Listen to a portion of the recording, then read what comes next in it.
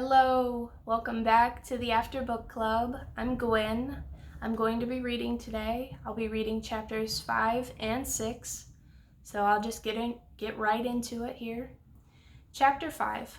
I'm thankful when Hardin finally leaves so Steph and I can discuss the party. I need more details to ease my nerves, and having him around is no help at all. Where is the party? Is it within walking distance? I ask her, trying to sound calm as I align my books neatly on the shelf. Technically, it's a frat party at one of the biggest frat houses here. Her mouth is wide open as she layers more mascara onto her lashes. It's off campus, so we won't be walking, but Nate will pick us up. I'm grateful it won't be Hardin, even though I know he will be there. Somehow riding with him seems unbearable. Why is he so rude? If anything, he should be grateful that I'm not judging him for the way he has destroyed his body with holes and tattoos. Okay, maybe I am judging him a little, but not to his face. I'm at least polite about our differences. In my home, tattoos and piercings are not a normal thing. I always had to have my hair combed, my eyebrows plucked, and my clothes clean and ironed. It's just the way it is. Did you hear me? Steph says and interrupts my thoughts. I'm sorry, what? I hadn't realized my mind had wandered to the rude boy. I said, let's get ready. You can help me pick my outfit, she says. The dresses she picks out are so inappropriate that I keep looking around for a hidden camera and someone to jump out and tell me this is all a joke. I cringe at each one and she laughs, obviously finding my distaste humorous. The dress, no, piece of scrap material she chooses is a black fishnet which lets her red bra show through. The only thing keeping her from showing her entire body is a solid black slip. The dress barely reaches the tops of her thighs, and she keeps tugging the material up to reveal more leg, then back down to reveal more cleavage. The heels of her shoes are at least 4 inches tall. Her flaming red hair is pulled into a wild bun, with curls escaping down to her shoulders, and her eyes are lined with blue and black liner, somehow even more eyeliner than she had on before. Did your tattoos hurt? I ask her as I pull out my favorite maroon dress. The first one sort of did, but not as bad as you would think. It's almost like a bee stinging you over and over, she says with a shrug. That sounds terrible, I tell her, and she laughs. It occurs to me that she probably finds me as strange as I find her. That we're both unfamiliar with each other is oddly comforting. She gapes at my dress. You're not really wearing that, are you? My hand slides over the fabric. This is my nicest dress, my favorite dress, and it's not like I really have all that many. What is wrong with my dress? I ask, trying to hide how offended I am.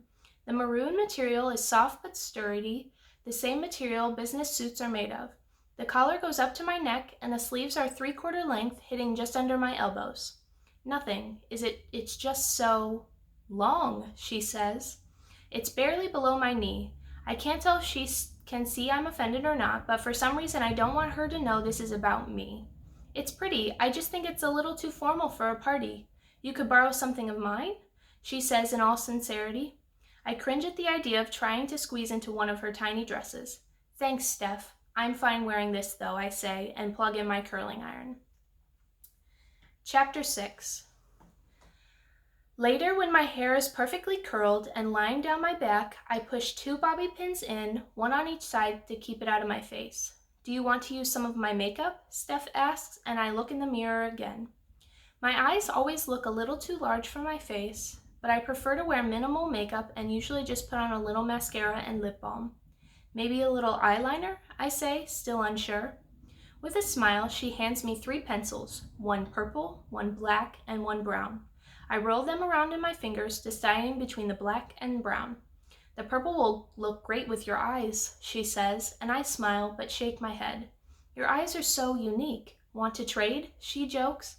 But Steph has beautiful green eyes. Why would she even joke about trading with me? I take the black pencil and draw the thinnest possible line around both eyes, earning a proud smile from Steph. Her phone buzzes and she grabs her purse. Nate's here, she says. I grab my purse, smooth my dress, and slip on my flat, white Toms, which she eyes but doesn't comment on. Nate is waiting out front of the building, heavy rock music blaring out of his car's rolled down windows. I can't help but glance around to see everyone staring. I keep my head down, and just as I look up, I see Hardin lean up in the front seat. He must have been bending down. Ugh. Ladies, Nate greets us. Hardin glares at me as I climb in behind Steph and end up getting stuck sitting directly behind him. You do know that we are going to a party, not a church, right, Teresa? He says, and I glance at the side mirror and find a smirk across his face. Please don't call me Teresa. I prefer Tessa, I warn him. How does he even know that's my name?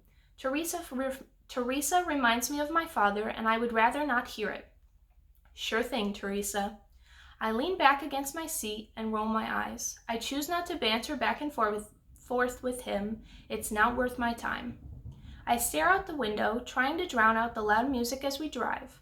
Finally, Nate parks on the side of a busy street lined with large, seemingly identical houses. Painted in black letters is the name of the fraternity, but I can't make out the words because of the overgrown vines sneaking up the side of the massive house in front of us. Messy strings of toilet paper sprawl up the white house, and the noise coming from inside adds to the stereotypical frat house theme. It's so big. How many people will be here? I gulp. The lawn is full of people holding red cups, some of them dancing right there on the lawn. I am way out of my league here. A full house. Hurry up. Hardin responds and gets out of the car, slamming the car door behind him. From the back seat, I watch as multiple people high-five and shake Nate's hand, ignoring Hardin. What surprises me is that no one else that I see is covered in tattoos like he, Nate, and Steph are. Maybe I can make some friends here tonight after all. Coming, Steph says with a smile and pops open her door and hops out. I nod again, mostly to myself, as I climb out of the car, making sure to smooth my dress again. Alrighty, that was chapter 5 and 6, so thank you for listening.